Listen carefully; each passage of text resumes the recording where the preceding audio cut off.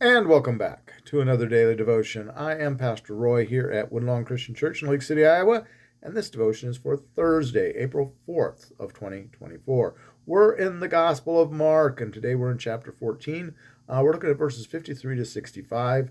Yesterday, Jesus was arrested in the garden by the priests and the scribes as guards, and they have been taken to see the Sanhedrin, or he has been taken to see the Sanhedrin. So let's jump into verses 53 to 65, 14th chapter of Mark's Gospel. And the RSV calls this Jesus before the council. And they led Jesus to the high priest, and all the chief priests and the elders and the scribes were assembled. And Peter had followed him at a distance, right into the courtyard of the high priest. And he was sitting with the guards and warming himself at the fire. Now the chief priests and the whole council sought testimony against Jesus to put him to death, but they found none, for many bore false witness against him, and their witness did not agree. And some stood up and bore false witness against him, saying, "We heard him say, 'I will destroy this temple that is made with hands, and in 3 days I will build another not made with hands.' Yet not even so did their testimony agree. And the high priest stood up in the midst and asked Jesus, 'Have you no answer to make? What is it that these men testify against you?' But he was silent and made no answer. Again the high priest asked him, 'Are you the Christ, the Son of the Blessed?' And Jesus said, 'I am. And you will see the Son of Man seated at the right hand of power and coming with the clouds of heaven.' And the high priest tore his garments and said, 'Why do we still need witnesses? We have heard his blasphemy. What is your decision?' And they all condemned him as deserving death. And some began to spit on him, and to cover his face, and to strike him, saying to him, 'Prophesy!' And the guards received him with blows." That's quite a way to say that. Received him with blows. They hit him. Jesus has been arrested. He's been taken to see the Sanhedrin. That's the first problem. Sanhedrin was not supposed to meet at night. You hear about that. I'm certain you've heard about that. That was an illegal movement or an action. You've got these witnesses. You have to have witnesses, but you have to have witnesses that agree. You've got to have at least a couple people that agree with their testimony, and it seems that nobody did. Not even those that were making stuff up were in agreement. And so the high priest has got a problem here.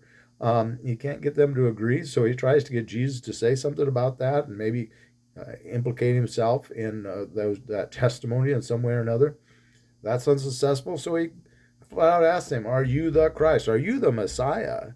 And now Jesus answers, but he answers with, "I am," and that, of course, is the name of God. He says, God.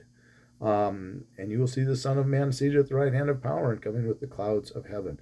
And, of course, that's all the high priest needed to hear. This is blasphemy. He's now called himself the Messiah.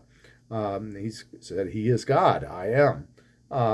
And so that is a blasphemy. If you're not, well, of course, for Jesus, it's not a blasphemy because he is. So it's not a blasphemy. He answered the question honestly. Here we, and then we have him convicted by them, and then they start spitting on him and beating on him. Not a very good thing to do to God if you believe he's God anyway. And of course, they're hoping he's not God, I guess, if nothing else. But there's the lesson I guess I can see in this for us that we can apply to ourselves has been something that's been applied throughout the ages by the martyrs. Is when you're confronted and you're put into a question, are you a Christian? Well, you could, in many places around the world, still to this day, one could lie and save one's life by denouncing Christ. Here he could have lied. They don't got nothing on him, as they say. Ain't got nothing on me. Up to this point, nobody's agreeing in their testimony. He doesn't need to implicate himself. He can plead the fifth on what they're saying about that. But when they flat out ask him, "Are you the Messiah? Are you the Son of the Lord, the Blessed? Are you the Son of God?" He doesn't lie. He is truthful, even though it's going to cause them to crucify him. And again, that is a witness, an example that has been set for so many people throughout the ages. So many Christians have gone to their death simply because they would not denounce Christ. They would not say they were something or they weren't something when they were or they weren't. I'm a Christian, a Christ follower, let come what may be. That's the example we can get out of this, I think, for now. But they have a problem. They're right now, they said, they heard his blood. What is your decision? They all condemned him as deserving death, but they can't kill him. They're under Roman occupation. Only the Romans can condemn someone to death. If they condemn someone to death, they're going to be in trouble. That does happen later on in 67, I believe, or 63 AD, excuse me. In 63, the high priest condemns James, the brother of Jesus, to death. And they throw him off the temple, and then when he doesn't die, they club him to death. Well, he did that because there was a change in who was the Roman governor, and the current Roman governor had left, and the new governor hadn't gotten there yet. But the incoming governor heard about it on his way there, and as soon as he got there, he deposed the high priest and installed a new high priest, because that's a no-no. They couldn't do that even then. So they've got a problem. We'll talk about that tomorrow.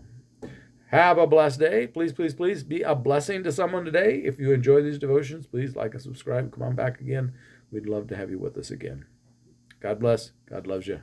Take care.